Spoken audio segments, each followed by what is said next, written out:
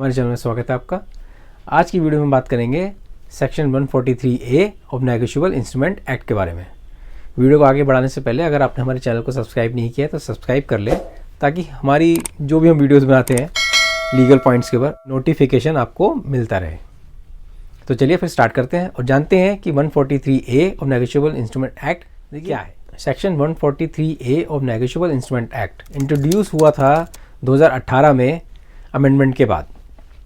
Main motive इसका यही था कि कंप्लेनेंट जो एक चेक बाउंस का केस लड़ रहा है, एक तो पहले ही उसके पैसे नहीं मिले, चेक बाउंस हो गया है, ऊपर से वो लीगल एक्सपेंसेस उठाता है और कंप्लेंट केस लड़ता है अक्यूज के अगेंस्ट।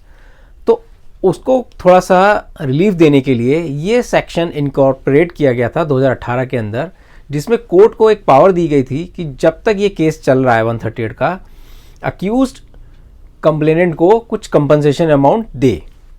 इस सेक्शन के हिसाब से कोर्ट जो 138 का केस है उसके अंदर जब अक्यूज्ड प्लीड नॉट गिल्टी करता है या ट्रायल लेटेस्ट स्टेज पे ट्रायल जब चलता है एक केस 138 का, इसमें कोर्ट अक्यूज्ड को डायरेक्ट करता है कि वो चेक अमाउंट का जो कि 20% से ज़्यादा नहीं होना चाहिए उतना कंपनसेशन पे करे।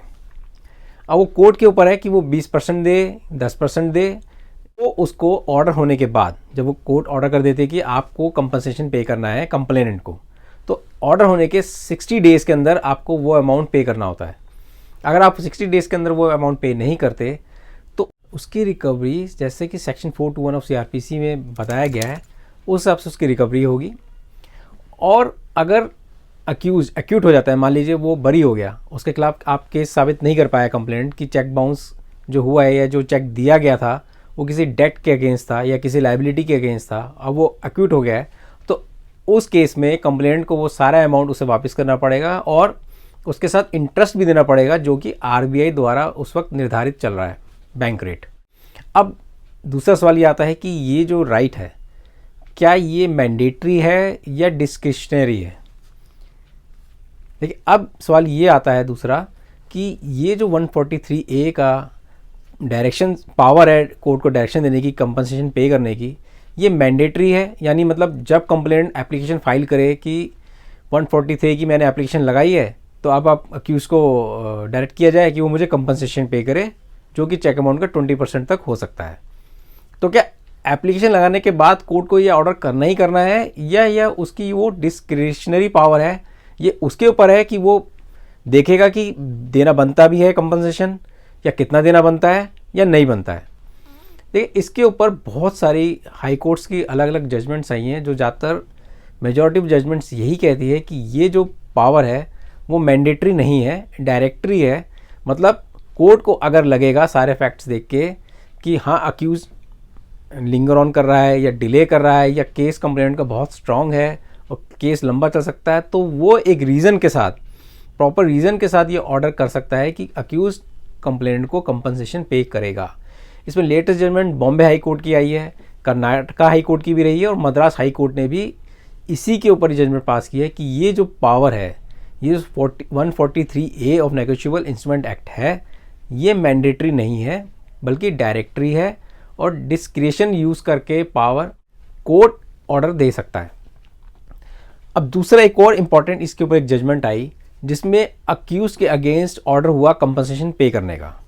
अक्यूज ने वो कंपनसेशन पे नहीं किया, तो कोर्ट ने उसकी क्रॉस एग्जामिन करने की राइट को क्लोज कर दिया। अब वो केस अपील फाइल करते करते केस पहुंचा सुप्रीम कोर्ट के पास। तो सुप्रीम कोर्ट ने ये कहा कि इस सेक्शन में कहीं भी ऐसी कोई पावर मजिस्ट्रेट को नहीं दी गई है कि अगर कोई अक्यूज कंपनसेशन पे नहीं करता है तो उसका क्रॉस एग्जामिन करने का राइट आप क्लोज कर दें।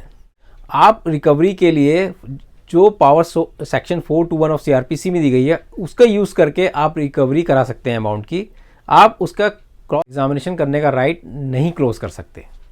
तो 143A जो ये सेक्शन है कंपनसेशन का, ये एक डायरेक्टरी है, मैंडेटरी नहीं है। इसका मतलब ये है कि जब भी कंप्लेंट एप्लीकेशन फाइल करे तो ये ज़रूरी नहीं है कि कोर्ट आपकी एप्लीकेशन के ऊपर कंपनसेशन पे करने के लिए अक्यूज्ड को ऑर्डर करे। क्योंकि बहुत लोग ये गलत फहमी में आ जाते हैं कि ये अमेंडमेंट आई है, एक कंपनसेशन का सेक्शन आया है, तो अब हमें राइट मिल गया है कि हम कंपनसेशन लेंगे ही लेंगे। और अगर कंपनसेशन का ऑर्डर फेवर में ना आए तो हम सोचते हैं कि ऐसा कैसे कोर्ट मना कर सकती है। तो करंट लॉ यही है कि वो मैंडेटरी नहीं है, लेकिन अगर आपका केस स्ट्रांग है और ये प्रूव होता है कि अक्यूज डिले टैक्टिक्स यूज़ कर रहा है या आपका केस स्ट्रांग है, उसका कोई डिफेंस ही नहीं है, तो ये एप्लीकेशन पे आपको ऑर्डर भी हो सकता है। ये इन्फॉर्मेशन आपको कैसे लगी कमेंट सेक्शन में ज़रूर बताइएगा। अगर कोई क्वेरी है आपकी तो वो अभी आप पूछ सकते हैं। मैंने 138 के ऊपर 2-3 और वीडियोस बनाई हुई है जिसमें सिक्योरिटी चेक के बारे में भी डिस्कस किया है, ब्लैंक चेक के बारे में भी डिस्कस किया है। उस वीडियो का लिंक भी डिस्क्रिप्शन में है, वो वीडियो भी आप देख सकते हैं। और वीडियो अगर आपको पसंद आई तो वो भी आप कमेंट सेक्शन में ज़रूर बताइएगा।